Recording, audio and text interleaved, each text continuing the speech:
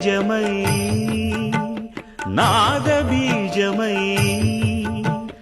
ఆంధ్ర సాహితీ అమర కోశమై అవతరించెను అన్నమయ అసతో మా సద్గమయ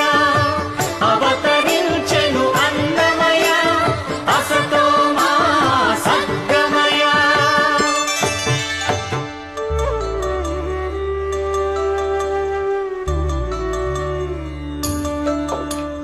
పాపడుగా నట్టింట పాకుతూ భాగవతము చేపట్టెనయా